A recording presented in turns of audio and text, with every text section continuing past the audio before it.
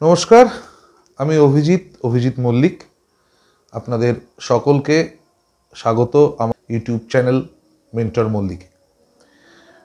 মূলত আমি যে বিষয়গুলো নিয়ে ভিডিও বানাবো ভেবেছি এবং যেগুলো এই চ্যানেলে আমি পোস্ট করব, মূলত WBCS এর প্রিপারেশনের উপর আমি কিছু ভিডিও বানাবো।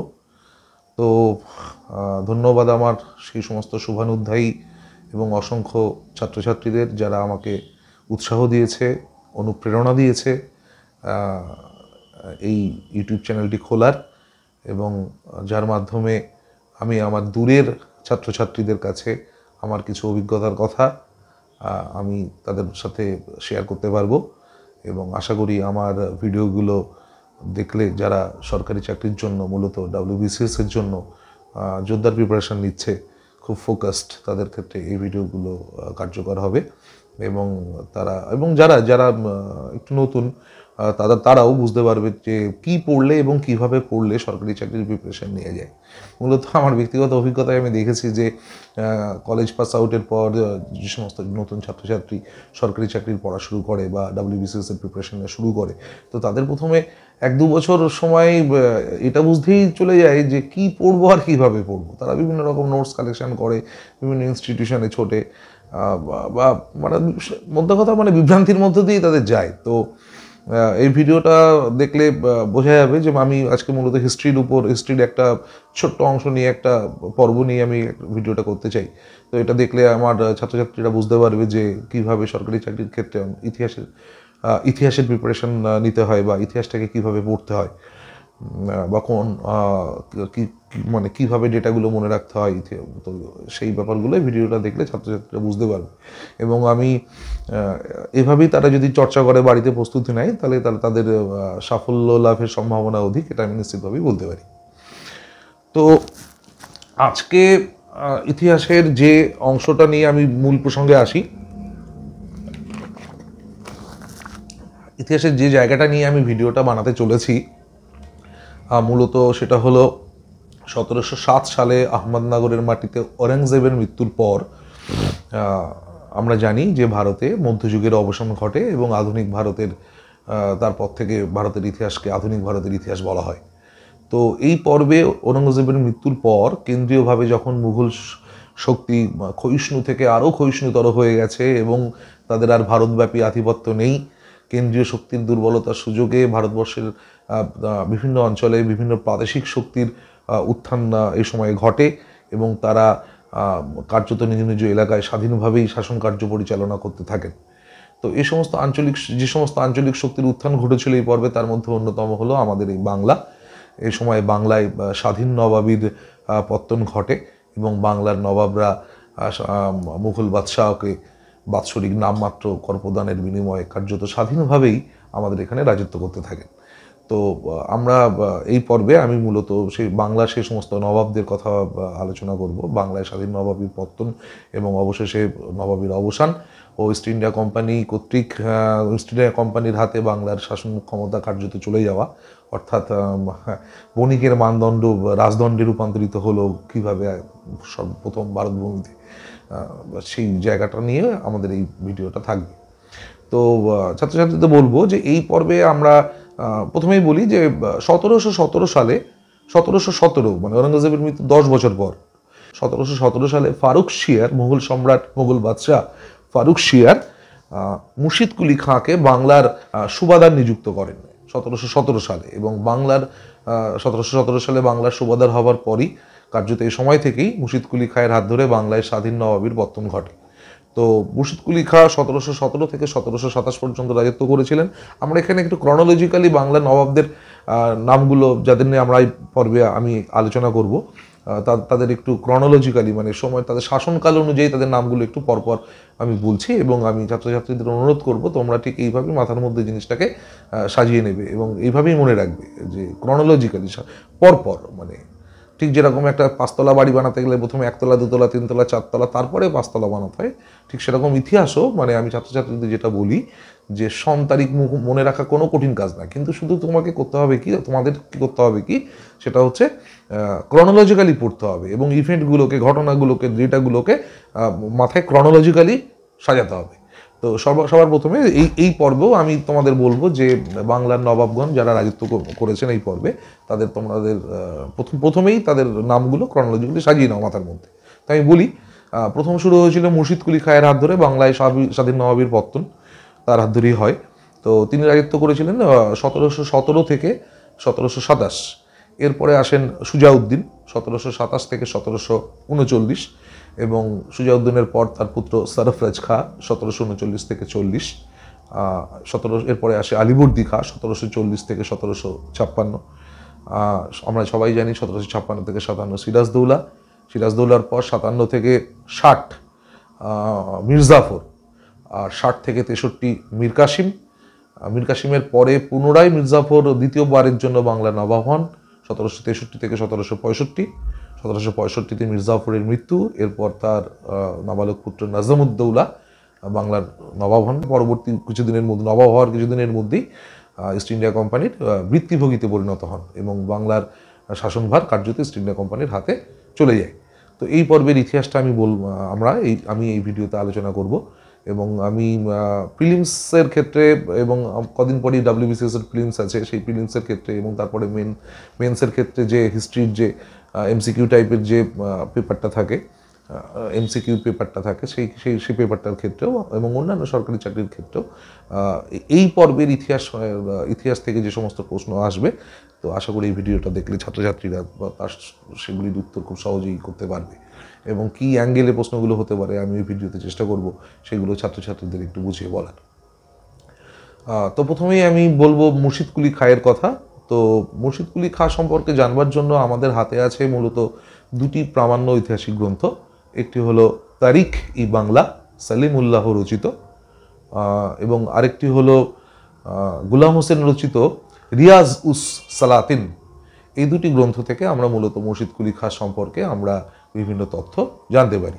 তো প্রথমে আমরা মুর্শিদ কুলি খায়ের পূর্বজীবন, তারপরে তার কর্মজীবনের প্রথমটা, এবং তারপরে তার নবাব হিসাবে বাংলার ক্ষমতায় আসীন হওয়া, বাংলায় স্বাধীন নবাবীর প্রতিষ্ঠা, এগুলো আমরা এইভাবে আলোচনা করবো। তো প্রথমেই তার বাল্যজীবন সম্পর্কে বা পূর্বজীবন সম্পর্কে যদি আমরা আসি, তো বলবো সেই প্রসঙ্গেই আসি যে প্রথমেই বলি এখানে যে মুর্শিদ কুলি খা কিন্তু ছিল তার উপাধি, যেটি ঔরঙ্গজেব তাকে দিয়েছিল তার জীবনের একটি পর্বে তার কাজের স্বীকৃতি, তার কর্মদক্ষতার স্বীকৃতি স্বরূপ ঔরঙ্গজেব এই উপাধিটি তাকে দিয়েছিল। আসলে ইনি ছিলেন একটি হিন্দু ব্রাহ্মণ পরিবারের সন্তান। তার 1670 নাগাদ, মোটামুটি যেটা জানা যায় 1670 নাগাদ দক্ষিণ ভারতের এক হিন্দু ব্রাহ্মণ পরিবারে মুর্শিদ কুলি খায়ের জন্ম হয়। তো তার পিতৃপ্রদত্ত নাম বা প্রকৃত নাম ছিল সূর্যনারায়ণ মিশ্র। এটা একটা তথ্য পরীক্ষায় আসতেই পারে, মুর্শিদ কুলি খায়ের প্রকৃত নাম কি ছিল, সূর্যনারায়ণ মিশ্র, বা উল্টোও দিতে পারে সূর্যনারায়ণ মিশ্র কি নামে ইতিহাসে অধিক পরিচিত বলে। চারটে অপশান থাকলো, মুর্শিদ কুলি খা, মির্জাফর, মীর কাসিম, তাতিয়া টুপি, টুন্ডরমল, অনেক কিছু হতে পারে। তো যাই হোক, মুর্শিদ কুলি খায়ের প্রকৃত নাম ছিল সূর্যনারায়ণ মিশ্র। তো বাল্যকালে তাকে একজন মুঘল কর্মচারী হাজি শাফি ইস্পাহানি তাকে কিনে নেয়, মানে তারপরে তাকে কৃতদাসের জীবন শুরু হয় এমন নয়। এই হাজি শাফি ইস্পাহানি বালক সূর্যনারায়ণ মিশ্রকে, যিনি পরবর্তীতে মুর্শিদ কুলি খা নামে পরিচিত হবেন ইতিহাসে, তাকে পুত্রবাদ পালন করতে থাকেন, এবং তার নাম বাল্যকালে তার নাম রাখা হয় মোহাম্মদ হাদি। এবং হাজি শাফি ইস্পাহানি কিছুদিনের জন্য পারস্যে চলে যান, সেখানে গিয়ে পারসিক শিক্ষা সংস্কৃতি সম্পর্কে সাথে মুর্শিদ কুলি খায়ের পরিচয় হয়। এরপরে হাজি শাফি ইস্পাহানি ভারতে প্রত্যাবর্তন করেন, তিনি মুঘলদের দরবারে দেওয়ানি তান পদে নিযুক্ত হন। এখানে একটা প্রশ্ন হতে পারে, দেওয়ানি তান পদটার ফাংশনটা কি ছিল, মানে মুঘল যুগের অ্যাডমিনিস্ট্রেটিভ বিভিন্ন যে পদ ছিল সেই পদগুলোর সম্পর্কে প্রশ্ন আসে। যেমন মুঘল যুগে মীর বক্সি পদটির অ্যাকচুয়ালি কী ছিল, যে সেনাপতি, প্রধান সেনাপতি মীর বক্সি, উজির হচ্ছে প্রধানমন্ত্রী, এরকম। ঠিক সেরকম দেওয়ানি তান পদটির ফাংশন কী ছিল সেটা যদি আলোচনা করা হয়, সেক্ষেত্রে আমি বলবো যে এটা ছিল জাগির এবং স্যালারি রিলেটেড অ্যাকাউন্টস অফিসার বা ফিনান্স অফিসার। তো যেটা বলার, তো দেওয়ানি তান পদে নিযুক্ত হন হাজি শাফি ইস্পাহানি পারস্য থেকে ভারতে প্রত্যাবর্তনের পর। এই সময় থেকেই মোহাম্মদ হাদি পিতার সাথে কাজের সাহায্য করার সুবাদে তিনি দেওয়ানির কাজকর্ম সম্পর্কে অভিজ্ঞতা লাভ করে। এরপর হাজী হাফিজ পানির মৃত্যু হয় এবং প্রথম পর্যায়ে এই মুর্শিদ কুলি খাঁ বা মোহাম্মদ হাদি যে নামই ডাকি না কেন, তিনি এরপরে বেরারের দেওয়ান, তৎকালীন দেওয়ান আবদুল্লাহ খোরাসানির অধীনে তিনি কাজে নিযুক্ত হন এবং অচিরেই তার দেওয়ানির কাজে তার কর্মদক্ষতা তিনি প্রমাণ করেন এবং তার প্রশংসা চারিদিকে ছড়িয়ে পড়ে। ইভেন মুঘল বাদশাহ ঔরঙ্গজেব পর্যন্ত কানে তার কর্মদক্ষতার কথা পৌঁছায়। ঔরঙ্গজেব মুর্শিদ কুলি খাঁকে হায়দ্রাবাদের দেওয়ান নিযুক্ত করেন এবং সেখানেও মুর্শিদ কুলি খাঁ তার কর্মদক্ষতার প্রমাণ রাখেন এবং তার স্বীকৃতিস্বরূপ, তার অসামান্য প্রতিভার স্বীকৃতিস্বরূপ তাকে একটা উপাধি দেন সেই সময় ঔরঙ্গজেব, কর তালাব খাঁ।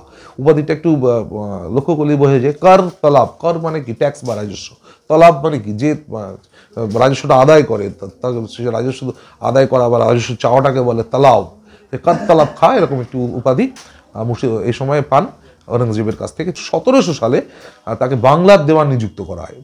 বাংলার, ঔরঙ্গজেব মুর্শিদ কুলি খাঁকে 1700 সালে বাংলার দেওয়ান নিযুক্ত করেন। এই সময় থেকেই বাংলার রাজনীতিতে মুর্শিদ কুলি খাঁয়ের আগমন এবং মূলত তার মূল কর্মজীবন এখান থেকেই, মানে কর্মজীবন হায়দ্রাবাদ বা তার আগে থেকেই শুরু হয়েছিল, কিন্তু বাংলা পর্বে তার আগমন এখান থেকে। তো এখানে একটা কথা বলি একটু, সে বাংলা ছিল একটি মুঘল সুবা। সুবা মানে ধরো আজকে আমার ভারতবর্ষ একটি দেশ, তার অধীনে যেমন অনেকগুলো রাজ্য আছে, ঠিক সেরকম মুঘল সাম্রাজ্য একটা বিশাল বড় সাম্রাজ্য, তার অধীনে যে প্রদেশগুলো ছিল এক এক প্রদেশকে বলা হতো এক একটা সুবা। তো সেই সুবার প্রধান শাসনকর্তা ছিলেন সুবাদার। তার এই সুবাদারই ছিলেন সুবার প্রধান শাসক, শান্তি শৃঙ্খলা রক্ষার দায়িত্ব, প্রশাসনিক কাজকর্ম সবই সামলানোর দায়িত্ব তার, এবং সেনাদলও ছিল তার নিয়ন্ত্রণাধীন। কিন্তু সুবার আরেকটি পদ ছিল দেওয়ান, দেওয়ানের পদ। এই দেওয়ানের পদটা ছিল রাজস্ব আধিকারিক, সর্বোচ্চ রাজস্ব আধিকারিক, মানে রাজস্ব সংক্রান্ত সমস্ত হিসাব নিকাশ সমস্ত কিছুর দায়িত্বে এই থাকবেন হচ্ছে দেওয়ান। এবং লক্ষণীয় বিষয় যে সুবার প্রধান শাসক হলেও দেওয়ানের কাজে সুবাদারের হস্তক্ষেপ করার কোনো জায়গা ছিল না, এবং সুবাদার এবং দেওয়ান দুজনেই নিযুক্ত হতেন মুঘল বাদশাহ কর্তৃক এবং পদচ্যুত হতেন মুঘল বাদশাহ দ্বারা। তো এইবার যখন দেওয়ান হিসাবে 1700 সালে যখন বাদশাহ ঔরঙ্গজেব কর্তৃক মুর্শিদ কুলি খাঁ বাংলায় নিযুক্ত হলেন, তখন বাংলার সুবাদার ছিলেন ঔরঙ্গজেবের নাতি বা পৌত্র আজিম উস সান। এই আজিম উস সান ছিলেন, মানে ঔরঙ্গজেবের তো আমরা জানি 3 ছেলে ছিল, মুয়াজ্জম, আজম আর কামবাক্স। তো ঔরঙ্গজেবের বড় ছিলেন মুয়াজ্জমের পুত্র ছিল এই আজিম উস সান। আজিম উস সান ছিলেন এ সময় বাংলার সুবাদার।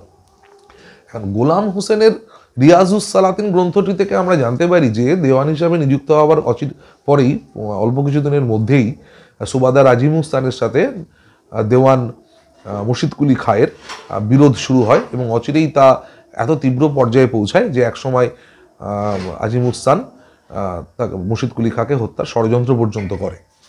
তো কেন তাদের মধ্যে বিরোধ ছিল এ প্রসঙ্গে বলা প্রয়োজন যে ব্যক্তিগতভাবে সুবাদার আজিম উস সান ছিলেন প্রচণ্ড অর্থলোলুপ এবং তিনি ঔরঙ্গজেবের মৃত্যুর পর উত্তরাধিকার সংক্রান্ত লড়াইয়ে জয়ী হওয়ার জন্য তার পিতার প্রচুর অর্থের প্রয়োজন, সেই হিসাবে তিনি অর্থ সংগ্রহে দীর্ঘদিন ধরেই লিপ্ত ছিলেন, আর ব্যক্তিগত লিপ্সা তো তার ছিলই।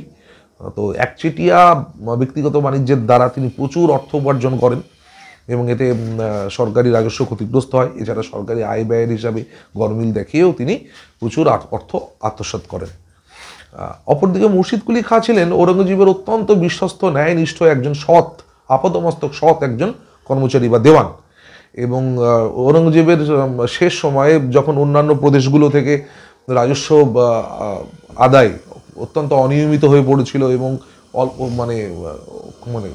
খুব অল্প রাজস্ব আদায় হতো, একমাত্র মুর্শিদ কুলি খাঁই ছিলেন একমাত্র সেই ভরসার দেওয়ান ঔরঙ্গজেবের, যিনি প্রতি বছর প্রায় 1 কোটি টাকা রৌপ্য মুদ্রায় তিনি ঔরঙ্গজেবকে রাজস্ব বাড়াতেন। তো সেই হিসাবে মুর্শিদ কুলি খাঁয়ের উপরে ঔরঙ্গজেবের ছিল প্রবল আস্থা। তো বাদশাহের এই আস্থার কারণে, বাদশাহের হাত মাথায় থাকার ফলেই আজিম উস সান হত্যার ষড়যন্ত্র করা সত্ত্বেও মুর্শিদ কুলি খাঁয়ের কোনো ক্ষতি করতে পারেনি। তো মুর্শিদ কুলি খাঁ এই পরিস্থিতিতে 1703-4 নাগাদ রাজধানী তিনি, ভুল বললাম, 1703-4 নাগাদ তিনি ঢাকা থেকে মুর্শিদাবাদে তার দেওয়ানির দপ্তর স্থানান্তরিত করেন। এখানে ছাত্রছাত্রীদের একটা কথা বলি, একটা প্রশ্ন হয় যে ঢাকা থেকে মুর্শিদাবাদে বাংলা রাজধানী কবে স্থানান্তরিত হয়েছিল। যদি তুমি গুগলেও সার্চ করো, ইভেন সেখানে উইকিপিডিয়ার মতো সংস্থা তো ওইখানে তোমাকে ডেটা দেখাবে 1703-4 এরকম একটা ডেটা দেখাবে। কিন্তু এই 1703-4 সালে কিন্তু বাংলার রাজধানী ঢাকা থেকে মুর্শিদাবাদে একদমই স্থানান্তরিত হয়নি। এই সময়ে মুর্শিদ কুলি খায়ের দেওয়ান ছিলেন বাংলার, দেওয়ানের দপ্তরটা, দেওয়ানের কার্যালয়টা ঢাকা থেকে মুর্শিদাবাদে স্থানান্তরিত হয়েছিল। কিন্তু এই সময় কিন্তু মানে বাংলার রাজধানী ছিল কিন্তু অবশ্যই ঢাকা, যেখানে বাংলার সুবাদার আজিমুসান ঢাকাতে বসেই তার প্রশাসনিক কাজকর্ম তিনি পরিচালনা করতেন। 1717 সালে মুঘল বাদশাহ ফারুক শাহ কর্তৃক যখন বাংলার সুবাদার হিসাবে মুর্শিদ কুলি খান নিযুক্ত হয়ে আসেন, তারপরে মানে 1717 সালের পরে বাংলার রাজধানী ঢাকা থেকে মুর্শিদাবাদে স্থানান্তরিত হয়। তো যেটা বলছিলাম যে মুর্শিদ কুলি খায়ের সাথে আজিমুস্তানের বিরোধ নিয়ে বলছিলাম। তো বাদশাহ ঔরঙ্গজেবের সমর্থন থাকার ফলে আজিমুস্তান মুর্শিদ কুলি খানের কোনো ক্ষতি সাধন করতে পারেনি এই পর্বে, এবং মুর্শিদ কুলি খা যদিও তার কাজের সুবিধার জন্য স্বাধীনভাবে কাজ করার স্বার্থে তার দেওয়ানির দপ্তর ঢাকা থেকে মুর্শিদাবাদে স্থানান্তরিত করেন। ও একটা কথা বলি যে ওই 1702 সালে বাংলার দেওয়ান হিসাবে দক্ষতার পরিচয় দেওয়ার জন্য খুশি হয়ে বাদশাহ ঔরঙ্গজেব মুর্শিদ কুলি খা উপাধিটি দিয়েছিলেন মানে মোহাম্মদ হাদিকে। বাল্যকালে তার নাম ছিল বলেছি মোহাম্মদ হাদি, এবং পিতৃপ্রদত্তর নামটা মনে আছে তো, বলেছি কি সূর্যনারায়ণ মিশ্র। যাই হোক, ঔরঙ্গজেবের মৃত্যুর পরে অবশ্যই মুর্শিদ কুলি খাকে কিছুদিনের জন্য ভাগ্য বিপর্যয়ের সম্মুখীন হতে হয়। এই পর্বে সম্ভবত আজিমুস্তানের প্ররোচনাতেই তার পিতা মুয়াজ্জম, যিনি পরবর্তী বাদশাহ হয়েছিলেন প্রথম বাহাদুর শাহ বা প্রথম শাহ আলম উপাধি নিয়ে, তিনি মুর্শিদ কুলি খাকে দাক্ষিণাত্যে তিনি ট্রান্সফার করেন। তবে খুব সাময়িক অল্প কিছুদিনের মধ্যেই 1710 সালের মধ্যেই আবার তাকে পুনরায় বাংলায় ফিরিয়ে আনা হয়, বাংলার দেয়ান হিসাবে ফিরিয়ে আনা হয়।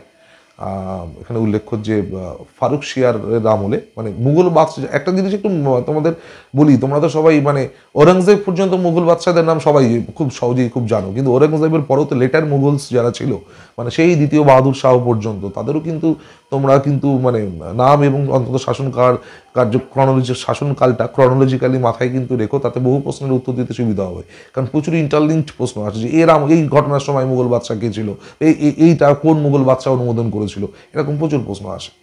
তো খুব সংক্ষেপে তোমাদের বলি, ভিডিওটা হয়তো একটু বড় হয়ে যাবে, তবুও তোমাদের এখানে একটু বলি। ঔরঙ্গজেবের পরে তো বললাম যে মুয়াজ্জম আজম কামবক্স, তার 3 ছেলের মধ্যে মুয়াজ্জম ঔরঙ্গজেবের পরে দিল্লির মসনদে বসে।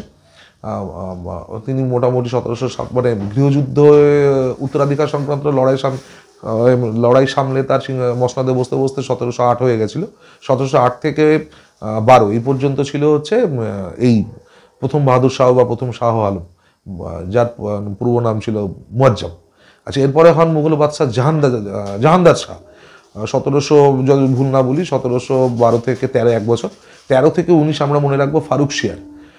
তারপরে 19 থেকে 48 মোহাম্মদ শাহ, 48 থেকে 54 সম্ভবত 54, আমি এটা হচ্ছে মোহাম্মদ শাহর পরে আহমদ শাহ। 54 থেকে 59 হচ্ছে 54 থেকে 59 দ্বিতীয় আলমগীর। 1759 থেকে 1806 অবধি দ্বিতীয় শাহ আলম, 1806 থেকে 1837 অবধি দ্বিতীয় আকবর, এবং 1837 থেকে তারপরে হচ্ছে দ্বিতীয় বাহাদুর শাহ।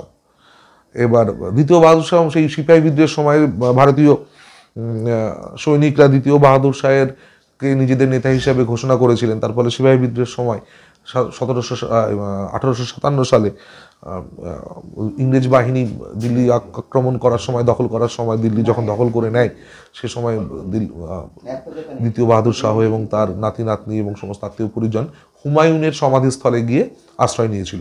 ইংরেজ জেনারেল ছিলেন একজন হাটসন, তিনি সে সময় দ্বিতীয় বাহাদুর শাহের সমস্ত উত্তরাধিকারীদের হত্যা করেন গুলি করে, এবং দ্বিতীয় বাহাদুর শাহকে গ্রেপ্তার করে রেঙ্গুনে নির্বাসন দেওয়া হয়। মোটামুটি 1861 বা 62 এরকম নাগাদ দ্বিতীয় বাহাদুর শাহ রেঙ্গুনে মারা যায়।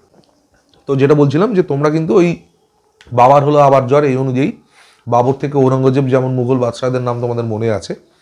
তো যে কোনো সিভিল সার্ভিসের মতো পরীক্ষায় যদি তোমাদের চান্স পেতে হয়, সেরকম প্রস্তুতি নিতে হয়, তাহলে আমি বলবো যে লেটার মুঘলস যারা আছে তাদেরও তোমরা নামগুলো এবং শাসনকাল অনুযায়ী পরপর মনে রাখো, যেমনটা আমি আলোচনা করলাম। সেটা হলো এই মুর্শিদ কুলি খান তো সেই বাংলার দেয়ান হিসাবে তার আবার পুনরায় প্রত্যাবর্তন হলো 1710 সালে। এরপর ফারুক শিয়া 1714 সালে তাকে উড়িষ্যার সুবাদার বানায় এবং 1717 সালে তাকে বাংলার সুবাদার বানিয়ে বাংলার সুবাদার বানানো হয়। এখানে উল্লেখ্য যে যখন বাংলার সুবাদার হলেন মুর্শিদ কুলি খাঁ, তখন কিন্তু তার ডেজিগনেশন কেমন, তিনি একই সাথে বাংলার সুবাদার এবং দেওয়ান এবং তার সাথে কি উড়িষ্যার সুবাদার। এখানে যদি একটা প্রশ্ন হয় যে মুর্শিদ কুলি খাঁ ছিলেন বলে আর 4টে অপশন দিল। প্রথম অপশন থাকলো বাংলা, বিহার, উড়িষ্যার সুবাদার। পরের অপশন থাকলো বাংলা ও বিহারের সুবিধার। তারপরে একটা বাংলা আর উড়িষ্যার সুবাদার, আর বাংলা বা উড়িষ্যার বিহারের সুবিধার। এবার কনফিউজড হয়ে যাওয়ার জায়গা। এবার যেহেতু আমরা বাংলা, বিহার, উড়িষ্যা এক টানে বলে থাকার আমাদের একটা অভ্যাস আছে, সেহেতু কিন্তু অনেকেই ভুল করে বাংলা, বিহার, উড়িষ্যার সুবাদার এরকম উত্তরটা করে দিয়ে আসতে পারে, কিন্তু সেটা কিন্তু ভুল। মুর্শিদ কুলি খাঁ কিন্তু বিহারের সুবাদার ছিলেন না, তিনি ছিলেন বাংলার সুবাদার এবং দেওয়ান, একই সাথে উড়িষ্যার সুবাদার।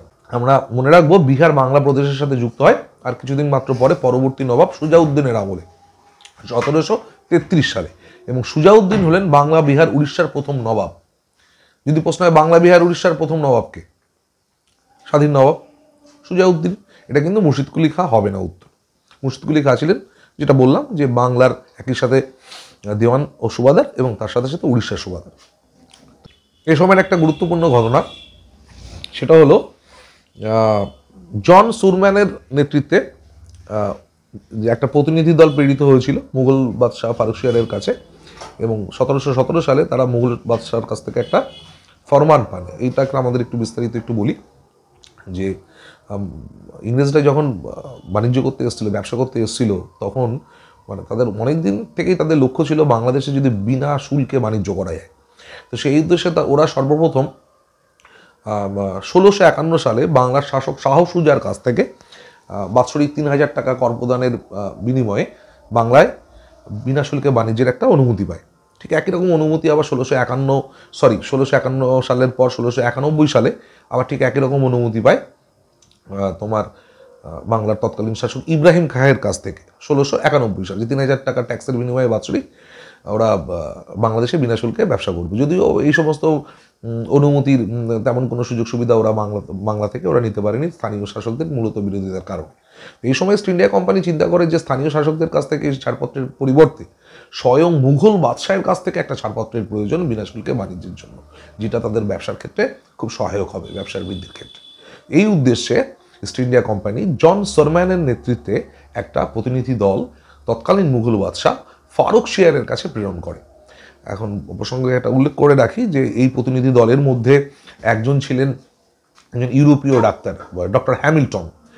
এবার তার এখানে একটা বিশেষ ভূমিকা আছে।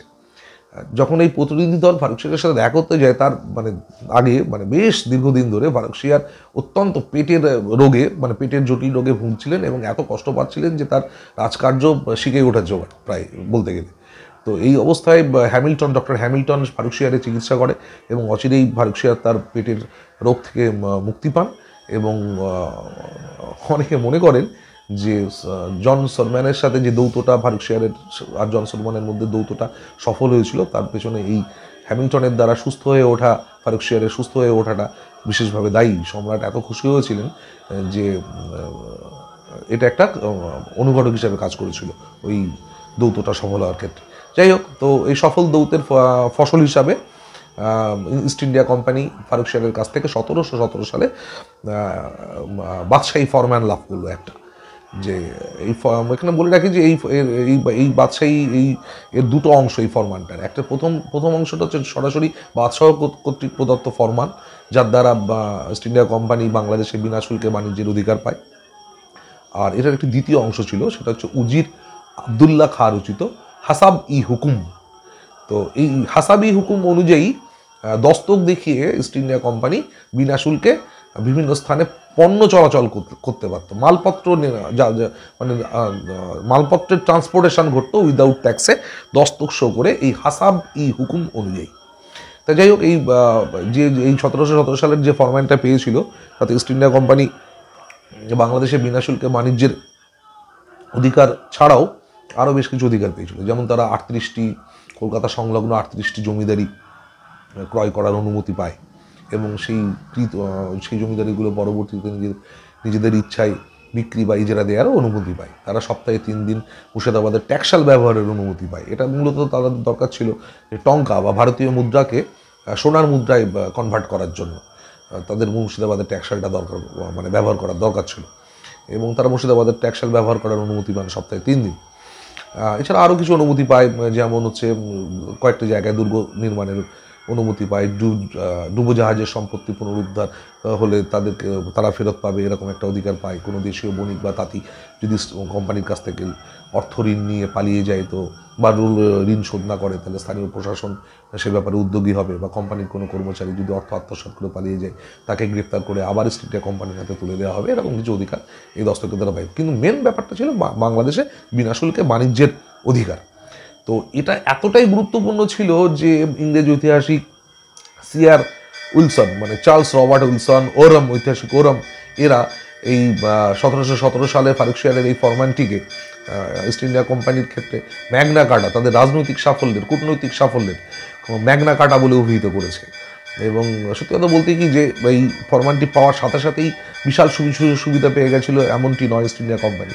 এই সময় যেমন আমাদের তৎকালীন বাংলার নবাব মুর্শিদ কুলি খাঁ তিনি ইংরেজদের এক্সপোর্ট ইম্পোর্টের ক্ষেত্রে ট্যাক্স ছাড়ের ব্যবস্থা রেখেছিলেন, আমদানি রপ্তানির ক্ষেত্রে শুল্ক ছিল না, কিন্তু অন্তর্বাণিজ্যের ক্ষেত্রে তিনি কোনো শুল্ক ছাড় দেননি ইংরেজদের। হ্যাঁ, যেটা বলছিলাম, তো মুর্শিদ কুলি খাঁয়ের পরবর্তী যে আলোচনায় আমরা আসব সেটা হলো তার ভূমি রাজস্ব ব্যবস্থা। তো আমরা মনে রাখবো যে মুর্শিদ কুলি খাঁয়ের ভূমি রাজস্ব ব্যবস্থার নাম ছিল মাল জামিনী ব্যবস্থা। এটা একটা প্রশ্ন হতে পারে যে মুর্শিদ কুলি খাঁয়ের ভূমি রাজস্ব ব্যবস্থার কি নাম ছিল? মাল জামিনী ব্যবস্থা। সেটা কেমন? মুর্শিদ কুলি খাঁ যখন বাংলার নবাব হলেন, স্বাধীন নবাবির পত্তন করলেন, সে সময়ে অধিকাংশ জমিদাররা মুসলিম ছিলেন। তারা নবাবের কর্মচারীদের সাথে যোগসাযোগের সুবিধা নিয়ে তারা প্রচুর রাজস্ব ভাগে দিত। তো মুর্শিদ কুলি খাঁ অধিকাংশ জমি জরিপ করলেন এবং তিনি নিলামের ব্যবস্থা করলেন। নিলামে সর্বোচ্চ রাজস্ব প্রদানে অঙ্গীকারকারী ব্যক্তিকে তিনি জমিদারির ইজারা দিতে শুরু করলেন। তো এই ব্যবস্থাই মাল জামিনী ব্যবস্থা নামে পরিচিত। মাল হচ্ছে রাজস্ব। এবার রাজস্ব প্রদানের যে অঙ্গীকার, জামিনী, সে নিলামে সর্বোচ্চ রাজস্ব প্রদানের অঙ্গীকারকারী ব্যক্তিকে জমিদারির ইজারা দেয়া হতো। এইভাবে জমিদার শ্রেণীর উপরে ইজারাদার শ্রেণীকে বসিয়ে দেয়া হয় এবং ইজারাদাররা কালক্রমে পরবর্তীতে নিজেরাই বড় জমিদারে পরিণত হয়। তো মুর্শিদ কুলি খাঁয়ের রাজস্ব ব্যবস্থা, ভূমি রাজস্ব ব্যবস্থা মাল জামিনী ব্যবস্থা নামে পরিচিত ছিল। প্রসঙ্গত উল্লেখ্য একটা তথ্য দিই যে একটা আহকাম ই আলমগিরি গ্রন্থ, এটাতে মাল জামিনী ব্যবস্থার উল্লেখ পাওয়া যায়। এনায়েতুল্লাহর রচিত আহকাম ই আলমগিরি। এখানে আর একটু বলি যে পয়লা বৈশাখ, প্রতি বছর পয়লা বৈশাখ একটা পূর্ণাহ অনুষ্ঠানের আয়োজন করতেন মুর্শিদ কুলি খাঁ এবং এই দিনই বকেয়া রাজস্বের হিসাব নিকাশ করা হতো এবং সময়ে যে সমস্ত জমিদাররা রাজস্ব পরিশোধ করতেন তাদেরকে অশ্ব ইত্যাদি দিয়ে সম্মানিত করা হতো। আবার ঠিক উল্টোটা, যারা সময় মতো রাজস্ব পরিশোধ করতেন না তাদের প্রতি মুর্শিদ কুলি খাঁ খুব কঠোর ব্যবহার করতেন। তাদেরকে আটকে রাখা, ঘরের মধ্যে খেতে না দেওয়া, উল্টো করে ঝুলিয়ে রাখা, কখনো কখনো শোনা যায় হিন্দুদের ক্ষেত্রে স্ত্রী পুত্র সমেত ইসলামে ধর্মান্তরিত করা। এই প্রসঙ্গে একটা জিনিস বলি যে যদি একটা প্রশ্ন হতে পারে যে বৈকুণ্ঠ স্নান বলে একটা বিষয়, যে বৈকুণ্ঠ স্নান, এখানে মুর্শিদ কুলি খাঁ একটা ব্যবস্থা করেছিলেন, একটা গর্ত খোঁড়া হতো, সেই গর্তে মানুষের বিষ্ঠা, মল ইত্যাদি মল দিয়ে সেই গর্তটি পূর্ণ করা থাকতো এবং কোনো জমিদার যদি সময়ে রাজস্ব দিতে না পারত তাহলে সেই জমিদারকে ওই বিষ্ঠাপূর্ণ গর্তে চোবানো হতো। এটাকেই বলা হয় বৈকুণ্ঠ স্নান। বৈকুণ্ঠ আমাদের তো ভগবান বিষ্ণুর বা বাসভূমি বৈকুণ্ঠ ধাম। তো শুনে এটা একটা প্রশ্ন হতে পারে, বৈকুণ্ঠ স্নানের রীতি কে প্রচলন করেছিলেন? তো উত্তরটা হচ্ছে মুর্শিদ কুলি খাঁ। 1717 থেকে 1727 মুর্শিদ কুলি খাঁয়ের রাজত্বের পর পরবর্তী বাংলা নবাব হন মুর্শিদ কুলি খাঁয়ের জামাতা সুজাউদ্দিন। এখানে একটা জিনিস ছাত্রছাত্রীদের বলা বিশেষ প্রয়োজন যে সুজাউদ্দিনের সাথে মুর্শিদ কুলির সম্পর্ক খুব একটা সুমধুর ছিল না। সুজাউদ্দিনের পুত্র ছিল সরফরাজ খান। মুর্শিদ কুলি খাঁ তার উত্তরাধিকারী হিসাবে সরফরাজ খাঁকে মনোনীত করেছিলেন এবং 1727 সালে মুর্শিদ কুলি খাঁয়ের মৃত্যুর পর সরফরাজ খাঁ বাংলার মসনদে বসেন। সুজাউদ্দিন তখন ছিলেন ওড়িশার নায়েব সুবাদার। এবার সুজাউদ্দিন মুর্শিদ কুলি খাঁয়ের মৃত্যু সংবাদ পাওয়ার সাথে সাথেই বাংলার অভিমুখে সশরীরে তিনি রওনা দেন এবং ইতিমধ্যে তিনি দিল্লির এক অভিজাত অভিশাত শামসিদ্দৌলা তার সহযোগিতায় দিল্লির বাদশাহ মোহাম্মদ শাহের কাছ থেকে বাদশাহী ফরমান জোগাড় করেন যাতে তিনি বাংলার আইনসিদ্ধভাবে বাংলার নবাবী পদে তিনি বসতে পারেন, সেই ফরমান তিনি জোগাড় করেন। যাই হোক, তো সরফরাজ খাঁ তার শুভাকাঙ্ক্ষী এবং আত্মীয় পরিজন ও বন্ধু বান্ধবের পরামর্শে তার পিতার বিরুদ্ধচারণ করেন না এবং তিনি পিতার অনুকূলে বিনা প্রতিবাদে তিনি সিংহাসন ছেড়ে দেন এবং বাংলার মসনদে বসেন সুজাউদ্দিন। সুজাউদ্দিনের রাজত্বকালে তেমন বিশেষ উল্লেখযোগ্য কিছু বলার নেই। মনে রাখা দরকার যে 1733 সালে, যেটা আগে বলেছি, যে বিহার বাংলা প্রদেশের সাথে যুক্ত হয় এবং তখন থেকে বাংলা বিহার উড়িষ্যার নবাব হন সুজাউদ্দৌলা। বাংলা বিহার উড়িষ্যার প্রথম নবাব সুজাউদ্দৌলা। এখানে আরেকটা আর একটু তথ্য যদি উল্লেখ করতেই হয় তাহলে বলবো যে এই সময় থেকে সুজাউদ্দৌলার প্রধান পরামর্শদাতা হয়ে ওঠেন আলিবর্দী খাঁ এবং তার জ্যেষ্ঠ ভ্রাতা হাজি মোহাম্মদ। এছাড়া দুই ধনী ব্যবসায়ী রায়রায়ান আলমচাঁদ এবং জগৎ শেঠ ফতেচাঁদ এই সময় থেকেই সুজাউদ্দিনের খুব ঘনিষ্ঠ হয়ে ওঠেন এবং বাংলার রাজনীতিতে তারা আস্তে আস্তে তারা প্রাসঙ্গিকতা পেতে শুরু করে। তো সুজাউদ্দিনের রাজত্বকাল ছিল 1727 থেকে 1739। সুজাউদ্দিনের পরে বাংলার নবাব হন তার পুত্র সরফরাজ খাঁ। তিনি মাত্র 1 বছর তিনি শাসনকার্য তিনি নবাব ছিলেন। তিনি 1739 থেকে 1740 এই সময়ে বাংলায় তিনি তার শাসনকার্য পরিচালনা করেন।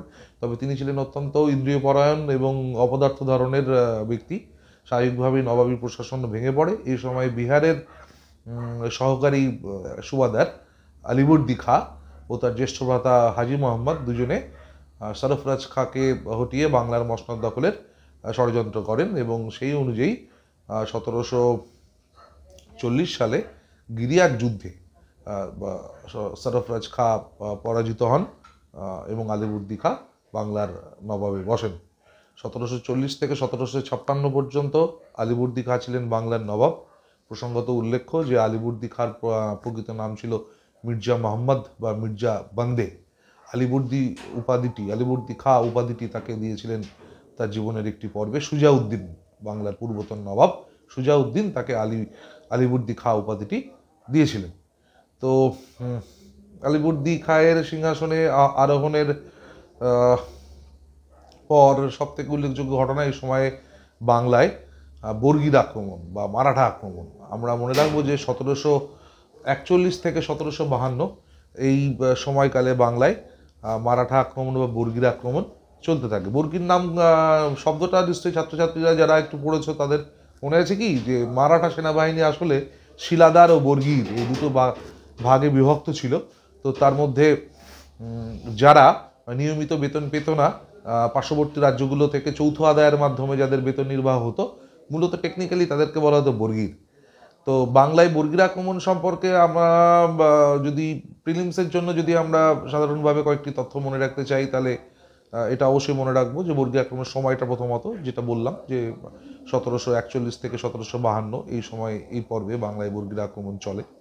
বাংলায় বর্গীর আক্রমণের নায়ক ছিলেন মূলত রঘুজী ভোসলে, এটা মনে রাখবো। রঘুজী ভোসলে এবং তার ব্রাহ্মণ সেনাপতি ভাস্কর পণ্ডিত, এই দুটি নাম আমরা মনে রাখবো, রঘুজী ভোসলে এবং ভাস্কর পণ্ডিত। সে সময় বাংলাতে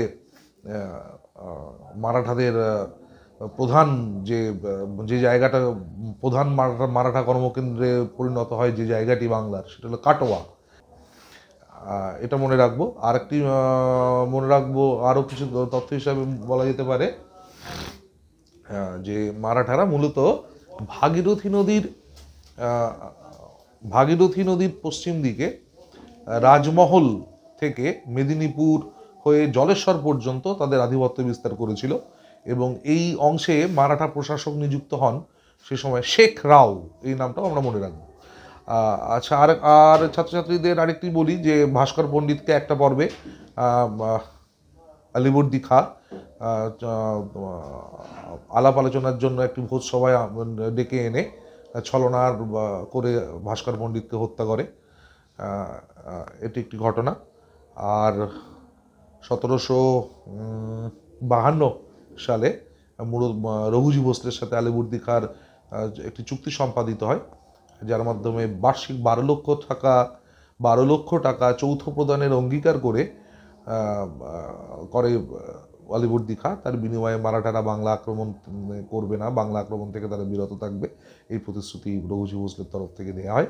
এছাড়াও আরও কিছু কিছু ছিল, যে উড়িষ্যার উপর রঘুজি ভোসলের কর্তৃত্ব স্থাপিত হয় এবং সুবর্ণরেখা নদী উভয়ের সীমানা নির্ধারিত হয়। এই হলো আলিবর্দি খাঁয়ের আমলে মারাঠা আক্রমণের একটি পর্ব। খুব প্রিন্সের জন্য সংক্ষেপে এগুলো মনে রাখা যেতে পারে। আলিবর্দি খাঁয়ের সাথে ইউরোপীয় বণিকদের সম্পর্ক নিয়ে কয়েকটি কথা এখানে বলা যেতে পারে। সেটি হলো আলিবর্দি খাঁয়ের কয়েকটি উক্তি, যেমন উনি এই ইংরেজ বণিকদের মৌমাছির সাথে তুলনা করে একটু উক্তি করেছিলেন। তিনি বলেছিলেন যে এদের থেকে মধু খাওয়া যায়, কিন্তু এদের চাক ভাঙতে গেলেই এরা ফুল ফুটিয়ে মেরে দেবে। মানে বলতে চাইছিলেন যে ইংরেজ ইস্ট ইন্ডিয়া কোম্পানির থেকে তাদের ব্যবসা বাণিজ্য করতে দেওয়ার পরিবর্তে শুল্ক আদায় করা যায়, কিন্তু তাদেরকে যদি পুরো অপসারিত করতে হয় ভারতভূমি থেকে বা বঙ্গভূমি থেকে, তাহলে তার পরিণতি হবে অতি বিপজ্জনক, এবং সেক্ষেত্রে তারা হুল ফুটিয়ে মেরে সেক্ষেত্রে উল্টে নবাব বিপদে পড়ে যেতে পারে, এরকম সম্ভাবনা সৃষ্টি হতে পারে। আবার এক জায়গায় আলিবর্দি খাঁ বলেছেন যে স্থলে আগুন জ্বললে তা নেভানো কঠিন হয়ে পড়ে, জলে আগুন লাগলে তা নেভাবে কে। এটা ইস্ট ইন্ডিয়া কোম্পানিকে বা ইংরেজদের বাংলা থেকে বিতাড়ন করা প্রসঙ্গে তিনি এই প্রসঙ্গ বলেছিলেন, যে স্থলে আগুন লাগলেই যেটা নেভানো কঠিন, আর ইস্ট ইন্ডিয়া কোম্পানিকে বাংলা থেকে বিতরণ করা মানে সে জলে আগুন লাগার সামিল, এমনটা বলতে চাইছে।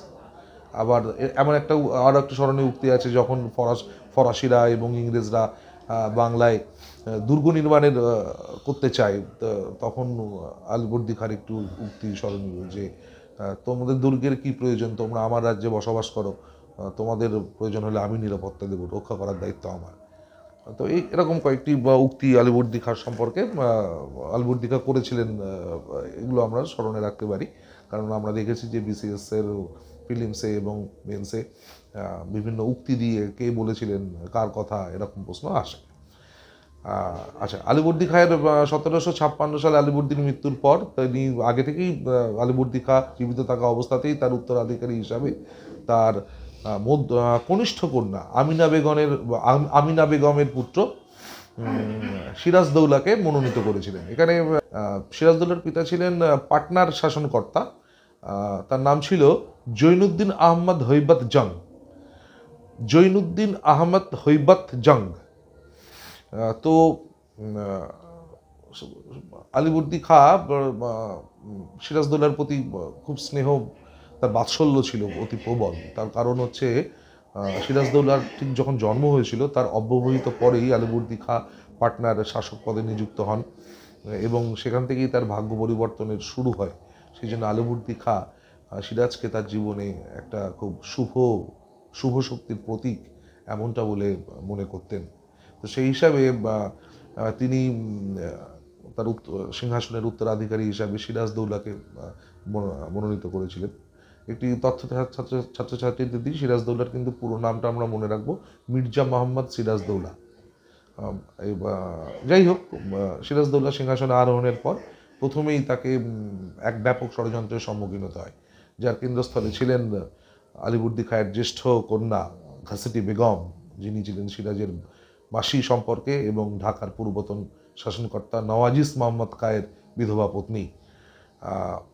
আর আবার অপর দিকে ছিলেন পূর্ণিয়ার শাসনকর্তা আলিবর্দি খাঁয়ের মেজ মেয়ের ছেলে শওকত জং। এখানে একটা কথা স্মরণীয় যে ঘাসেটি বেগমের খুব ঘনিষ্ঠ অনুচর ছিলেন হোসেন কুলি খাঁ নামে এক ব্যক্তি ঢাকার সে সময়। তো হোসেন কুলি খাঁ এবং ঘাসেটি বেগমের সম্পর্ক নিয়ে অনেক কলঙ্কজনক কথাবার্তা সে সময় সমাজে প্রচলিত হয়। এ সময় সিরাজ হোসেন কুলি খাঁকে হত্যা করে এবং ঘসেটি বেগম বলপূর্বক ঘসেটি বেগমের সমস্ত সম্পত্তি বাজেয়াপ্ত করে এবং ঘসেটি বেগমকে তার গৃহে আভ্যন্তরীণ করে রাখে। প্রসঙ্গত এর পূর্বে সিরাজ বিরোধী ষড়যন্ত্র যখন চলছিল, একসময় একবার বিশেষ একটা প্রশ্ন এসেছিল এই ঘসেটি বেগমের প্রাসাদ নিয়ে, মানে সিরাজ বিরোধী ষড়যন্ত্রের কেন্দ্রস্থল ছিল কোনটি। মানে ঘসেটি বেগমের রাজপ্রাসাদে সিরাজ বিরোধী ষড়যন্ত্রগুলো নিয়ে তারা ব্যাপক আলোচনায় রত হতেন। সে রাজপ্রাসাদের নাম ছিল মতিঝিল। এটা একবার বিসিএসে এসেছিল, এখান থেকে এরকম খুঁটিনাটি প্রশ্ন আসে। সিরাজদৌল্লার টেনিওরটা খুব সেই জন্য খুব মন দিয়ে ছাত্রছাত্রীদের পড়তে বলবো বিসিএসের জন্য। ঘসেটি বেগম, শওকত জং এদের সাথে সেই ষড়যন্ত্রে লিপ্ত হয়েছিলেন সে সময় ঢাকার দেওয়ান রাজবল্লভ।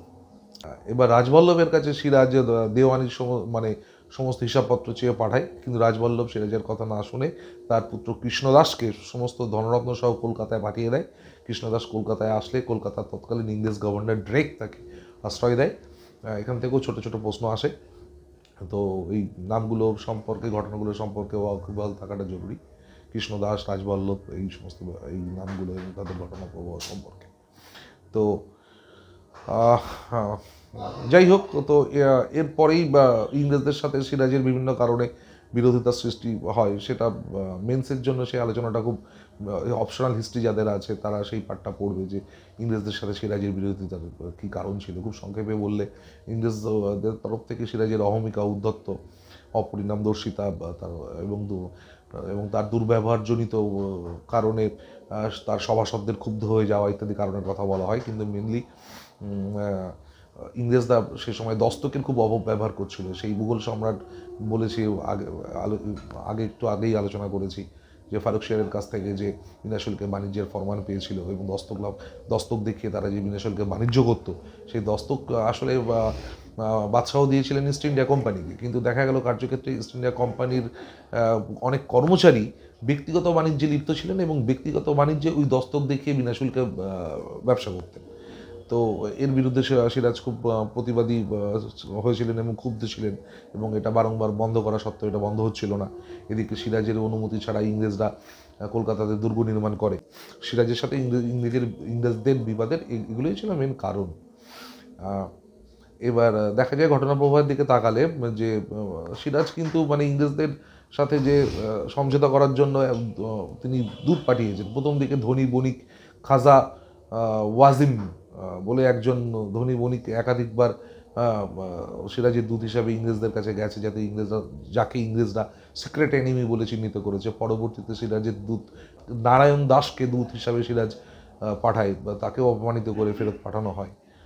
তো এই সমস্ত ঘটনা প্রবাহের পর সিরাজ 1756 সালে 20 জুন কলকাতা আক্রমণ করে ফোর্ট উইলিয়াম দুর্গ দখল করে নেয়। এবার এখানে ব্ল্যাক হোল ট্র্যাজেডি বলে একটা, বা অন্ধকূপ হত্যা বলে একটা ঘটনার প্রসঙ্গ বলা প্রয়োজন।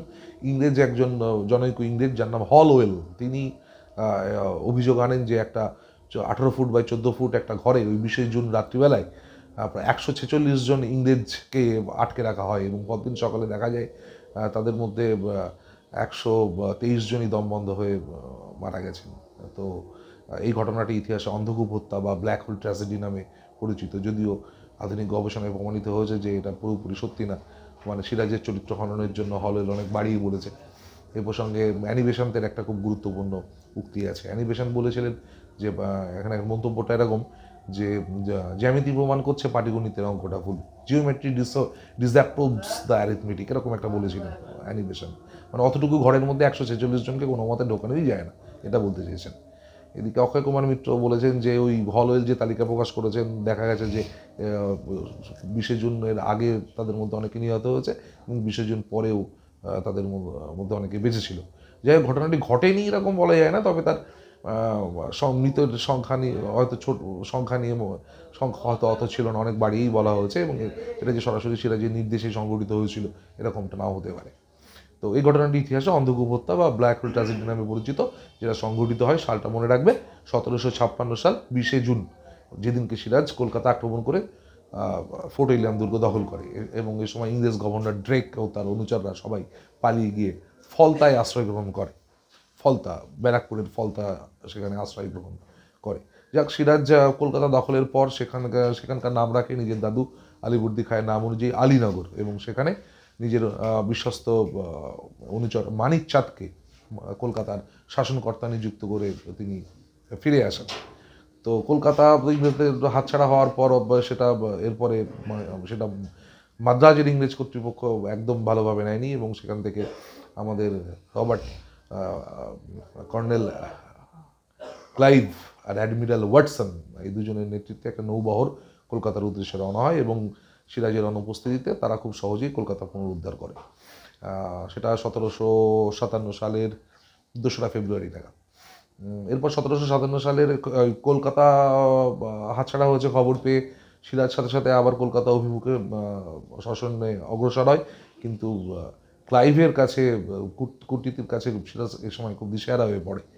এই সময় আহমদ শাহ আবদালির পূর্ব ভারত আক্রমণের সম্ভাবনাও দেখা যায় ইত্যাদি বিভিন্ন কারণে সিরাজ ইংরেজদের সাথে অপমানজনক আলীনগরের সন্ধি স্বাক্ষরিত করে। এটাও বিসিএসে এসছে, বা আলীনগরের সন্ধি স্বাক্ষরিত হয় কাদের মধ্যে বা কত সালে।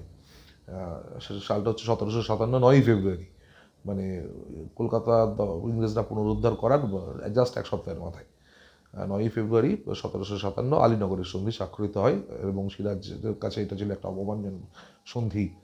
সিরাজ এর ফলে ইংরেজদের বিনা শুল্কে বাণিজ্যের অধিকার সিরাজকে মেনে নিতে হয়, যুদ্ধের ক্ষতিপূরণ দিতে হয়, ইংরেজদের দুর্গ নির্মাণের অনুমতি দিতে হয়, একাধিক, মানে এটা ছিল অনেকটা সিরাজের নথি স্বীকার। তো যাই হোক, সিরাজ মুর্শিদাবাদে ফিরে যায়, এবং এরপরে ক্লাইভ, খুব উচ্চাকাঙ্ক্ষী ক্লাইভ, লর্ড ক্লাইভ, উনি সিরাজ বিরোধী আর এক ব্যাপক ষড়যন্ত্রে লিপ্ত হন, যার অংশীদার আমরা জানি এই ঘটনাগুলো, যে মির্জাফর, রায়দুর্লভ, উমিচাঁদ, এই সমস্ত ব্যক্তিবর্গকে নিয়ে তিনি এক ষড়যন্ত্রে লিপ্ত হন, এবং কথা হয় যে সিরাজের সাথে ইংরেজদের যুদ্ধে মির্জাফর নিষ্ক্রিয় থাকবে বা ইংরেজদের সহায়তা করবে, এবং এর বিনিময়ে মির্জাফরকে নবাব বানানো হবে, এবং তার প্রতিদানে ইস্ট ইন্ডিয়া কোম্পানি বাংলায় বিভিন্ন বাণিজ্যিক সুবিধা পাবে। এই ছিল ষড়যন্ত্রের মূল বিষয়, এবং সেই অনুযায়ী 1757 সালে আমরা মনে রাখবো 23শে জুন পলাশির প্রান্তরে এই পলাশির যুদ্ধ সংঘটিত হয়। তবে মনে রাখবো, পলাশি কিন্তু মুর্শিদাবাদে ছিল না, ডিস্ট্রিক্ট হিসেবে পলাশি কিন্তু নদিয়া জেলার অন্তর্ভুক্ত। হ্যাঁ, নদিয়া জেলার পলাশির প্রাঙ্গণে যুদ্ধ সংঘটিত হয়, এবং আমরা জানি মির্জাফরের মতো সেনাপতিরা নিষ্ক্রিয় থাকার ফলে সিরাজ পরাজয় বরণ করে, এবং মীর মদন, এরকম কয়েকজন সেনাপতি যুদ্ধ করেন, এবং তারা খুব বীরত্ব সহকারে যুদ্ধ করার পর প্রাণ বিসর্জন দেন। যাই হোক, সিরাজ পলায়ন করে এবং পালিয়ে যায় সিরাজ, এবং এই 3 দিনের মাথায় মির্জাফরকে বাংলার নবাব বানানো হয়। অর্থাৎ পলাশির যুদ্ধ 3 দিন পর, মানে 23শে জুনের পরে 26শে জুন 1757 মির্জাফর বাংলার নবাব পদে বসেন।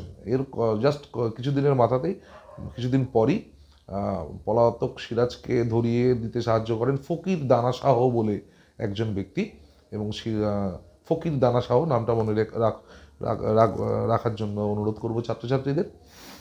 এবং মির্জাফরের পুত্র মিরনের নির্দেশে অবশেষে সিরাজকে ছুরিকাঘাতে হত্যা করা হয়। তো যাই হোক, প্রথম পর্বে মির্জাফর 1757 থেকে 1760 এই পর্যন্ত তিনি বাংলা শাসনকার্য পরিচালনা করেন।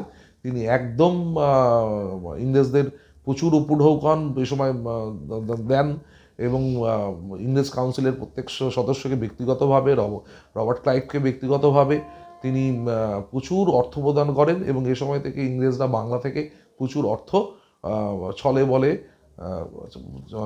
চাপ দিয়ে তারা বাংলা নবাবের কাছ থেকে প্রচুর অর্থ নিতে থাকে, এবং এই বাংলা থেকে প্রচুর সম্পদ বেরিয়ে যায়, এবং এতটাই বাংলা থেকে তারা অর্থ সংগ্রহ করতে থাকে যে আগে পর্যন্ত ব্যবসার জন্য ইস্ট ইন্ডিয়া কোম্পানি সোনা রূপার যে বুলিয়ান ইংল্যান্ড থেকে আমদানি করতো, সেই বুলিয়ান আমদানি তারা বন্ধ করে দেয়। মানে ইংল্যান্ড থেকে ব্যবসা চালানোর জন্য ইংল্যান্ড থেকে টাকা পাঠানোর আর দরকার নেই, বাংলা থেকে যে টাকা সংগ্রহ করা হচ্ছে সেই টাকা দিয়ে ইস্ট ইন্ডিয়া কোম্পানির এরপর থেকে ব্যবসা চলতে থাকে। এবং এই ঘটনা, বাংলার এই সম্পদের এই বেরিয়ে যাওয়াকে, এই ঘটনা ইতিহাসে পলাশি লুণ্ঠন বা প্লান্ডার অফ পলাশি নামে পরিচিত ইতিহাসে, এবং এটা এই সময় থেকেই শুরু হয়। তো মির্জাফর একটা পর্বে ইংরেজদের এত দাম, মানে ইংরেজদের এত মানে টাকা দিতে দিতে পরিশ্রান্ত হয়ে গিয়ে তার রাজকোষ উজাড় হয়ে যাওয়ার সামিল হয়, তবু ইংরেজদের দাবি থামছিল না। তো তিনি একটু ভিন্ন পন্থা অবলম্বন করার চেষ্টা করেন। তিনি ওলন্দাজ মানে ডাচদের সাথে একটা সম্পর্ক গড়ে তোলার চেষ্টা করেন, এবং ডাচদের দ্বারা ইংরেজদের সরানো যায় কিনা এরকম একটা অভিপ্রায় তার ছিল। তো ডাচদের সাথে বিদারার যুদ্ধ, ক্লাইভ আর ডাচদের মধ্যে, ওলন্দাজদের মধ্যে বিদারার যুদ্ধ সংগঠিত হয় 1759 সালে, এবং এই যুদ্ধে ইংরেজদের প্রতিদ্বন্দ্বী হিসাবে ডাচরা বা ওলন্দাজরা পরাজিত হয় এবং তাদের ক্ষমতা অনেক সীমিত হয়ে যায়, মানে তারা যোগ্য প্রতিদ্বন্দ্বীর মর্যাদাই হারিয়ে ফেলে। তো আরও একটা কথা বলার প্রয়োজন, বাংলা থেকে ইংরেজরা যে অমিত সম্পদ আরোহণ করতে থাকে, সেই সম্পদ ব্যবহার করে তারা যে বৃহৎ সেনাদল গ্রহণ করে বা সেনাদল গঠন করতে সক্ষম হয়, তার সাহায্যেই তারা মূলত দক্ষিণ ভারতে ফরাসিদের পরাজিত করতে সমর্থ হয়, এবং প্রতিপক্ষ হিসাবে ফরাসিরা সীমিত স্থানে আবদ্ধ হয়ে যায়। আবার এই বাংলার এই মূলধন ইংল্যান্ডের শিল্প বিপ্লবের ক্ষেত্রেও খুব বাংলার এই অমিত সম্পদ মূলধন হিসাবে কাজ করেছিল ইংল্যান্ডের শিল্প বিপ্লবের ক্ষেত্রে। তো পলাশির প্লান্ডারের এই মানে পরবর্তীকালে এই প্রভাবগুলো আমরা ইতিহাসে দেখতে পাই।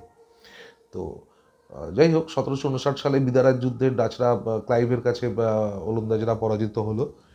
এরপর ক্লাইভ ইংল্যান্ডে চলে যান এবং পরবর্তী গভর্নর হয়ে আসেন বাংলার ভ্যান্সিস্টেট। তিনি এসে সে সময়ের রংপুর ও পূর্ণিয়ার শাসনকর্তা মির্জাফরের জামাতা মীর কাসিমের সাথে একটা গোপন চুক্তি করেন। মানে মীর কাসিমকে বাংলার ক্ষমতায় তিনি আসীন করাবেন এবং তার বিনিময়ে তিনি প্রচুর অর্থ পাবেন, এরকম চুক্তি। এবং এই মর্মে মির্জাফরকে জানানো হয় যে তিনি নবাব থাকবেন, কিন্তু মীর কাসিম হবেন নায়েব নাজিম, এবং তিনি তার হাতেই প্রকৃত শাসন ক্ষমতা থাকবে। এখন মির্জাফরের মতো একজন হিনচেতা ব্যক্তির পক্ষেও এমনটা মেনে নেওয়া সম্ভব হয়নি। তো যাই হোক, এই পরিস্থিতিতে ইংরেজ সেনা মির্জাফরের প্রাসাদ ঘিরে ফেলে এবং মির্জাফরকে অপসারিত করে কলকাতায় পাঠানো হয়। এই ঘটনা একটা প্রাসাদ বিপ্লব ঘটে যায়। এই ঘটনাটা রেভলিউশন অফ 1760, 1760 সালের বিপ্লব নামে ইতিহাসে এই ঘটনাটি পরিচিত। তো এখান থেকে ঘুরিয়ে প্রশ্ন আসতে পারে যে 1760 সালের বিপ্লব বলে কোন ঘটনাটি পরিচিত। তো সেটা হলো মির্জাফর, ইংরেজ সেনাবাহিনী কর্তৃক মির্জাফরকে অপসারণ করে কলকাতায় পাঠানো এবং মীর কাসিমকে বাংলার মসনদে বসানো। তো 1760 সালে মীর কাসিম বাংলার মসনদে বসেন এবং অচিরেই তিনি ইংরেজদের প্রথমে বসার ইংরেজদের সমস্ত দাবি দেওয়া, তিনি বিভিন্ন অর্থনৈতিক দাবি দেওয়া সমস্ত কিছু তিনি পূরণ করেন, কিন্তু অচিরেই তিনি যথেষ্ট স্বাধীনচেতা ছিলেন প্রকৃতপক্ষে। সেই জন্য অচিরেই ইংরেজদের এই আধিপত্য তিনি আর মেনে নিতে পারছিলেন না এবং তিনি ইংরেজদের প্রভাবমুক্ত থেকে বাংলায় স্বাধীনভাবে তিনি শাসনকার্য পরিচালনা করতে চাইছিলেন। তো সেই জন্যে একটা জিনিস বলা প্রয়োজন যে তিনি অনুভব করেছিলেন যে নৌশক্তিতে ইংরেজরা খুব বলিয়ান, এখানে ইংরেজদের সাথে পাল্লা দেওয়া খুব মুশকিল। সেই জন্য সমুদ্র তীর থেকে একটু দূরবর্তী স্থানে তিনি রাজধানী স্থানান্তরিত করার চিন্তা করেন এবং সেই চিন্তা করেই তিনি বাংলার রাজধানী মুর্শিদাবাদ থেকে মুঙ্গেরে, বিহারের মুঙ্গেরে তিনি স্থানান্তরিত করেন। এবং মীর কাসিম বিহারের মুঙ্গেরে, সেখানে তিনি একটু গোলা বারুদের কারখানা তিনি নির্মাণ করেন এবং এই সময় শুল্কর যে ইংরেজরা বিনা শুল্কে বাণিজ্য করতো, এটা নিয়ে মীর কাসিম খুব প্রতিবাদী হন এবং ইংরেজদের উপরে তিনি 9% ট্যাক্স ইংরেজ বণিকরা দিক এমন দাবি করেছিলেন, কিন্তু তার দাবির কোনো মান্যতা ইংরেজরা দেয়নি। এবং এই পরিস্থিতিতে বিরক্ত হয়ে মীর কাসিম বাংলার দেশীয় বণিকদের উপরেও শুল্ক তুলে দেন এবং তাতে প্রচুর ক্ষতি হয় বা আর্থিক ক্ষতি হয়, তবুও তিনি বাংলার দেশীয় বণিকদের উপর শুল্ক তুলে দেয়। এতে আবার ইংরেজ কর্তৃপক্ষ খুব অসন্তুষ্ট হয় এবং ইংরেজদের পাটনা কুঠির যে অধ্যক্ষ এলিস সাহেব হঠাৎ করে পাটনা নগরী আক্রমণ করে দখল করে নেন এবং এই পাটনা নগরী দখলের পুনরুদ্ধার এবং তখন আবার যথারীতি এর পরবর্তীতে মীর কাসিম সৈন্য পাঠিয়ে আবার পাটনা নগরী পুনরুদ্ধার করে। এবং সেটাকে আবার দখল করার জন্য ইংরেজরা আবার সেনা পাঠায়। এরকমভাবে বিরোধ বাঁধতে থাকে এবং অবশেষে উদয়নালা, গিরিয়া এবং কাটোয়া, উদয়নালা আর গিরিয়ায় 3টে যুদ্ধে পরাজিত হয়ে মীর কাসিম অযোধ্যায় পালিয়ে যায় এবং অযোধ্যার নবাব সুজাউদ্দৌলার কাছে আশ্রয় গ্রহণ করেন। এবং সেই সময়ে মীর কাসিম, অযোধ্যার নবাব সুজাউদ্দৌলা এবং তৎকালীন দিল্লির বাদশাহ দ্বিতীয় শাহ আলম, এই 3জন মিলে একত্রিতভাবে ঐক্যবদ্ধ হন এবং ইংরেজদের বিরুদ্ধে 1764 সালে বক্সারের যুদ্ধে অবতীর্ণ হন। এখানে বলা প্রয়োজন যে মীর কাসিমের এহেন আচরণে ইতিমধ্যেই 1763 সালে ইংরেজরা আবার মির্জাফরকে পুনরায় বাংলার নবাব পদে বসান। মির্জাফর 1763 থেকে 1765 পর্যন্ত পুনরায় বাংলার নবাবীর দায়িত্ব পালন করে। তো যেটা বলছিলাম, বক্সারের যুদ্ধ, যে মীর কাসিম, অযোধ্যার নবাব সুজাউদ্দৌলা এবং দিল্লির বাদশাহ দ্বিতীয় শাহ আলম 3জন ঐক্যবদ্ধভাবে বক্সারের যুদ্ধে ইংরেজদের বিরুদ্ধে অবতীর্ণ হন। এখন ইংরেজ বাহিনীর ক্ষেত্রে আমরা একটা তথ্য মনে রাখবো, ইংরেজ বাহিনীকে লিড করেছিলেন এখানে মেজর জেনারেল হেক্টর মনরো, এই নামটা আমরা মনে রাখবো।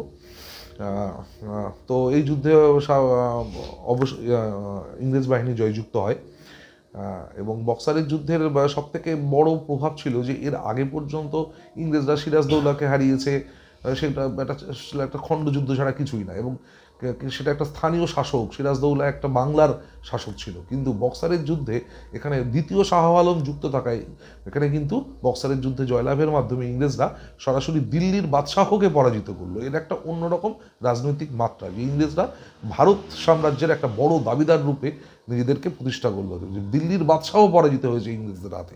এটা একটা সিম্বলিকভাবে বক্সারের যুদ্ধের তাৎপর্য এখানে অনেক গভীর। তো বক্সারের যুদ্ধের পর মূলত ইংরেজদের সাথে সুজাউদ্দৌলা এবং দ্বিতীয় শাহ আলমের 2টি চুক্তি স্বাক্ষরিত হয়।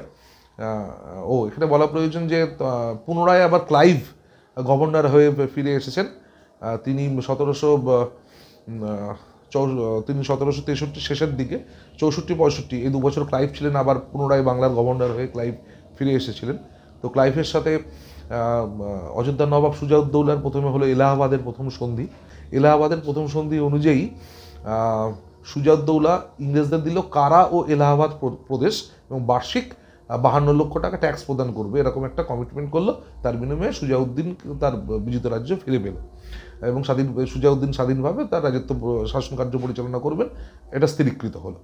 সুজাউদ্দিনের কাছ থেকে ইংরেজরা কি পেল? কারা এবং এলাহাবাদ প্রদেশ এবং বাৎসরিক 52 লক্ষ টাকা ট্যাক্স। এবার এরপরের সন্ধিটা ক্লাইভ করলো দিল্লির বাদশাহ দ্বিতীয় শাহ আলমের সাথে, এলাহাবাদের দ্বিতীয় সন্ধি। এই সন্ধিতে দেখা গেল যে তারা দিল্লির বাদশাহকে এলাহাবাদ ও কারা প্রদেশটা দিয়ে দিল, যেটা তারা সুজাউদ্দিনের কাছ থেকে পেয়েছিল, আর বললো বাৎসরিক আমরা 26 লক্ষ টাকা ট্যাক্স দেবো। তার বিনিময়ে বাংলা, বিহার ও উড়িষ্যার দেওয়ানি লাভ করলো ইস্ট ইন্ডিয়া কোম্পানি। দেওয়ানি লাভ করার বিষয় এখানে তাৎপর্য কি? এখানে বাংলার প্রশাসনিক কাজকর্মের দায়িত্ব থাকলো বাংলার নবাবের হাতে, শান্তি শৃঙ্খলা রক্ষা, প্রশাসনিক কাজকর্ম পরিচালনার দায়িত্ব নবাবের, কিন্তু রাজস্ব সংগ্রহ এর এবং তার পুরো অধিকার ইংরেজদের। তাহলে দেখা গেল যে নবাবের দায়িত্ব বেশি, কিন্তু তার রাজস্ব, কিন্তু তার সে দায়িত্ব পূরণের জন্য যে প্রয়োজনীয় অর্থ তার চাবিকাঠি নবাবের হাতে নেই। আবার ইংরেজদের দায়িত্ব কম, অথচ পুরো অর্থনৈতিক চাবিকাঠি ইংরেজদের হাতে। এটাই হলো ইংরেজদের দেওয়ানি লাভের তাৎপর্য। এবং এই সময় বাংলায় গড়ে ওঠে দ্বৈত শাসন ব্যবস্থা বা ডুয়ার্কি। মানে দেখা যায় যে নবাব শাসন করছে, আবার ইংরেজরাও, মানে এখানে বলা প্রয়োজন যে 1765 সালে মির্জাফরের মৃত্যু হয় এবং তারপরে মির্জাফরের পুত্র নজমউদ্দৌলাকে বাংলার নবাব বানানো হয় এবং নজমউদ্দৌলাকে কিছুদিন পরেই তাকে বৃত্তিভোগী, মানে বাৎসরিক একটা বৃত্তি দেওয়া হবে, এরকম একটা চুক্তির মাধ্যমে পুরো শাসন কার্য ইস্ট ইন্ডিয়া কোম্পানি নিয়ে নেয়। তাহলে নামে নবাব রয়েছে, এদিকে শাসন কার্য পরিচালনা করবে নায়েব নাজিম বলে ইস্ট ইন্ডিয়া কোম্পানি নিয়োজিত প্রতিনিধি। এবং সেক্ষেত্রে বাংলার নায়েব নাজিম বা নায়েব সুবাদার হলেন প্রথম রেজা খাঁ, এই নামটা আমরা মনে রাখবো, রেজা খাঁ। এবং বিহারে হয়েছিলেন সিতাব রায়। এরা কে ছিলেন? যে ইস্ট ইন্ডিয়া কোম্পানি দ্বারা মনোনীত বাংলার নায়েব সুবাদার বা নায়েব নাজিম বা নায়েব সুবাদার। কে হয়েছিলেন? রেজা খাঁ এবং সীতাব রায়, বাংলার রেজা খাঁ এবং বিহারের সীতাব রায়। তো এই পর্যায়ে এটাকেই বলে দ্বৈত শাসন ব্যবস্থা বা ডুয়ার্কি, যেখানে নবাব আছেন মানে নামমাত্রে খাতায় কলমে, আর প্রকৃত শাসন ক্ষমতা ইস্ট ইন্ডিয়া কোম্পানির হাতে, অর্থনৈতিক ক্ষমতা সহ। এটাই হলো দ্বৈত শাসন ব্যবস্থা, যার এটাও একটা প্রশ্ন, বাংলায় দ্বৈত শাসন ব্যবস্থার প্রবর্তন হয় কত সালে? সেটা হলো 1765 সালে, এবং এটা রদ করেন কে? ওয়ারেন হেস্টিংস 1771 সালে। তো এই পর্বে বাংলায় দ্বৈত শাসন ব্যবস্থা চলেছিল। এখানে আমরা মনে রাখবো যে এখানে একটা মনে রাখার মতো একটা ঘটনা, যে আমরা বলি না 76-এর মন্বন্তর, তো সেই সালটা কত? 76-এর মন্বন্তর কত সালে হয়েছিল? 1770 সালে। 1770 সালে 76-এর মন্বন্তর হয়েছিল। সেই 76-এর মন্বন্তরে বাংলার প্রায় 1/3 লোক না খেয়ে দুর্ভিক্ষে মারা গেছিল। তো একটা প্রশ্ন হতে পারে 76-এর মন্বন্তরের সময় বাংলার গভর্নর কে ছিল? উত্তর হচ্ছে কুইন্টাস কার্টিয়ার। এটা আমরা মনে রাখবো। আর এগুলোও প্রশ্ন যে দেওয়ানি লাভের সময় বাংলার নবাব কে ছিল? উত্তর নাজামুদ্দৌলা। এটা কিন্তু মনে রেখো যে বাংলার দেওয়ানি লাভ, ইস্ট ইন্ডিয়া কোম্পানি যখন বাংলা বিহার উড়িষ্যার দেওয়ানি লাভ করে, তখন বাংলার নবাব কে ছিল? নাজামুদ্দৌলা। তখন বাংলার গভর্নর কে ছিল? ক্লাইভ। এগুলোও আমাদের প্রশ্ন হিসেবে আমরা মনে রাখতে পারি। তো সংক্ষেপে প্রিলিমসের জন্য এবং মেন্সের এমসিকিউ প্রশ্নের জন্য 1717 থেকে এই 1771 পর্যন্ত এই পর্বে বাংলার যে স্বাধীন বাংলার নবাবগণ স্বাধীনভাবে যে শাসন কার্য পরিচালনা করেন, সে সম্পর্কে আমি বলার চেষ্টা করলাম। তো আশা করি ছাত্রছাত্রীদের প্রিলিমস এবং মেন্স দুটো পরীক্ষার ক্ষেত্রেই এই ভিডিওটি অত্যন্ত সহায়ক ভূমিকা পালন করবে। তো এই আশা নিয়ে আজকের মতো শেষ করছি, এবং খুব তাড়াতাড়ি ফিরবো পরবর্তী ভিডিও নিয়ে। সেটাও থাকবে বিসিএস এর প্রিপারেশন নিয়ে, যে কোনো একটা বিষয়ের উপর খুব তাড়াতাড়ি ফিরছি আমি পরের ভিডিও নিয়ে। ধন্যবাদ।